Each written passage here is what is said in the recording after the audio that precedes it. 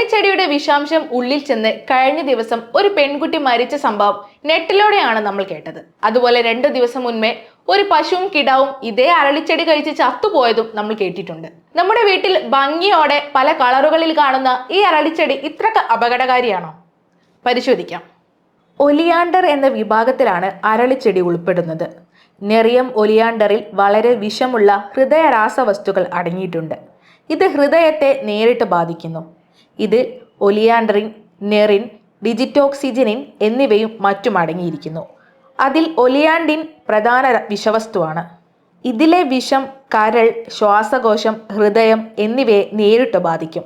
രക്തം കട്ടപിടിപ്പിക്കുന്ന സംവിധാനം തകരാറിലാക്കും.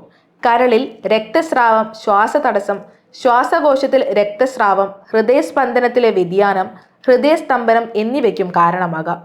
രക്തം കട്ടപിടിക്കാൻ സഹായിക്കുന്ന പ്ലേറ്റ്ലെറ്റുകളുടെ എണ്ണം കുറയ്ക്കുകയും ആന്തരികാവയവങ്ങളിൽ രക്തസ്രാവം ഉണ്ടാക്കുകയും ചെയ്യും. ഇത് പലപ്പോഴും മരണത്തിലേക്ക് നയിക്കും. സയനൈഡിന്റെ 1/3 സ്പീഡിലാണ് ഈ വിഷം ശരീരത്തിൽ പ്രവർത്തിക്കുന്നത്. ഇതിന്റെ 1 ഗ്രാം ശരീരത്തിലെത്തിയാൽ തന്നെ വലിയ ആപത്താണ്. വിഷാംശം ശരീരത്തിലെത്തിയാൽ ഛർദി, തലകറക്കം തുടങ്ങിയവ ഉണ്ടാകാം. കടുത്ത വേനലിൽ ചെടികളിലെ ജലാംശം കുറവായിരിക്കും. അതിനാൽ പൂക്കളിലും ഇലകളിലും വിഷസംയുക്തങ്ങളുടെ സാന്ദ്രത ഇപ്പോൾ താരതമ്യേന കൂടുതലായിരിക്കാം. അതുകൊണ്ട് എല്ലാവരും സൂക്ഷിക്കുക.